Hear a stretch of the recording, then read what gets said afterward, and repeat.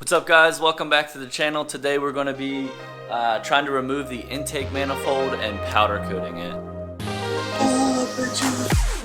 My name is Zach Ellis and welcome to my journey. I don't know where I'm going or how I'm going to get there, but I'm going to be tearing shit up every step of the way.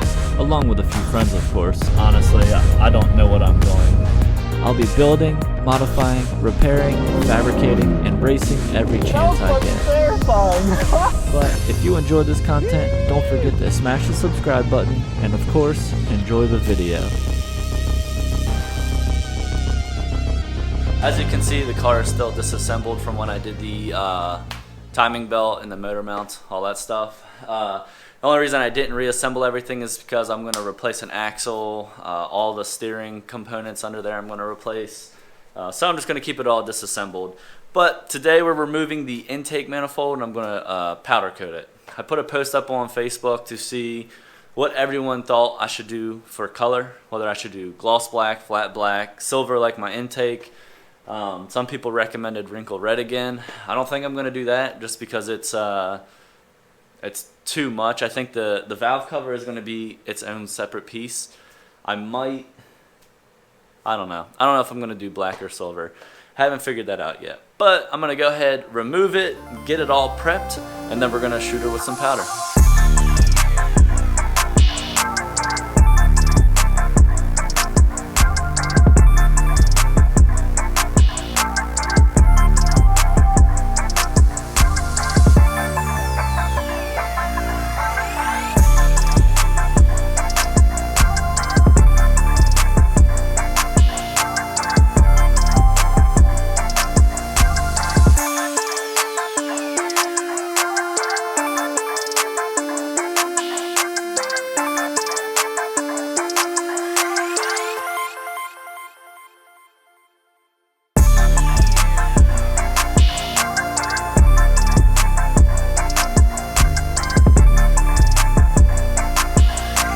Alright, so we've got the intake manifold removed. I've got the throttle body still attached to the intake manifold, and then I have the thermostat housing, both the side that goes on the block and then the side that sandwiches the thermostat itself.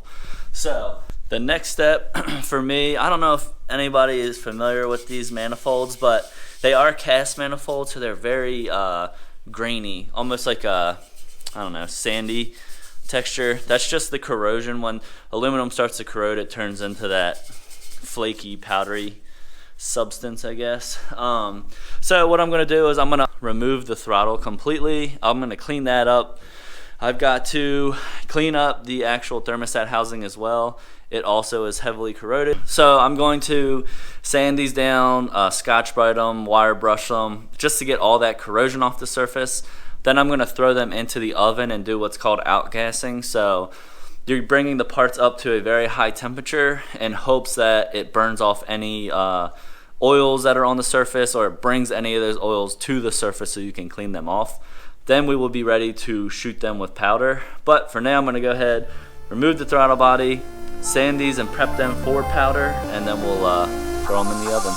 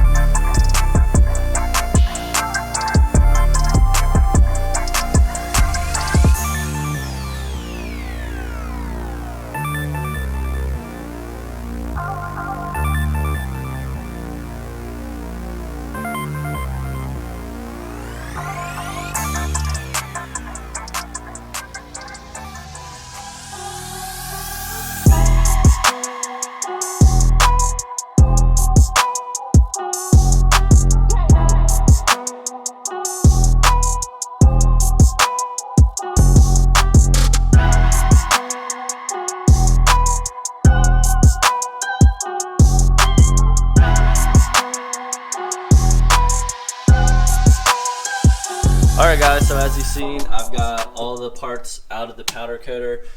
Everything came out pretty good. I put back on all the hardware, so like the bleeder valve for the coolant temp sensor. I put the seal back on the throttle body portion of the intake. Everything's back together. Map sensor is put back on. Now I'm going to go ahead and work on actually installing it back in the car. So we'll get everything put back on and get the car back into a running state.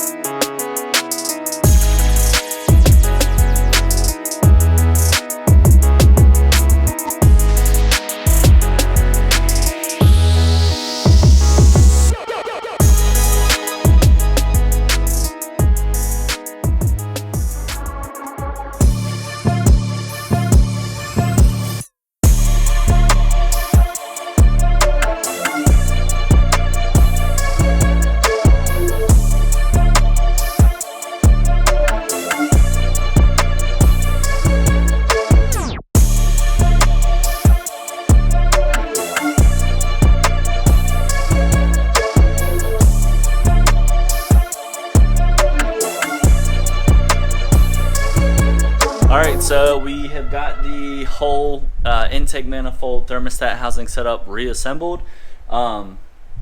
It came out really good. I'm happy with it. I put the throttle body back on. I hooked up all the sensors that I have here. Hoses are all hooked back up. Everything's put back in the way that it needs to be. Everything's torque to spec. I'll look up all the torque specs. Pretty much everything was 23 Newton meters, which was like 17 foot-pounds, something like that. From the throttle body to the intake manifold to the thermostat housing. So everything is torque to spec. Doesn't feel like it's very tight, but it says that's the right spec. So I'm going to go ahead, I'm going to wrap this video up here. I'm going to start reassembling the car completely. So I've got to put the complete suspension stuff back together. I have one more solid control arm bushing that I'm going to install off camera.